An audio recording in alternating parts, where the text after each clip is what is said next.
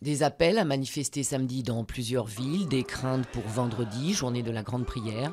Après la publication de caricatures par Charlie Hebdo, la France se prépare à un possible regain de tension dans la communauté musulmane. Une manifestation prévue devant la Grande Mosquée de Paris a déjà été interdite. À l'étranger, ambassades et lycées resteront fermés dans une vingtaine de pays. Si le danger de certains OGM est avéré, la France défendra leur interdiction au niveau européen. C'est ce qu'a annoncé Jean-Marc Ayrault. Le Premier ministre a demandé une vérification des résultats de l'étude choc du professeur Seralini. Celle-ci montre une surmortalité rapide de rats nourris avec du maïs OGM de Monsanto.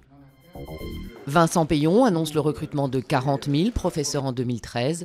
22 000 de ces postes compenseront des départs en retraite. Il commence ainsi à mettre en œuvre une des promesses de campagne de François Hollande. Des embauches qualifiées de folie absolue par Jean-François Copé. 90 enseignants vont être recrutés dans l'immédiat pour faire face aux problèmes de remplacement.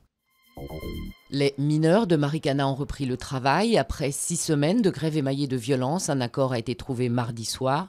Les employés de cette mine de platine ont obtenu des augmentations de salaire de 11 à 22% selon les cas.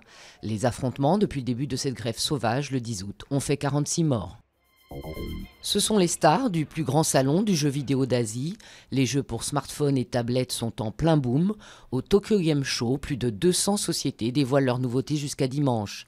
Un marché qui vole la vedette aux consoles traditionnelles.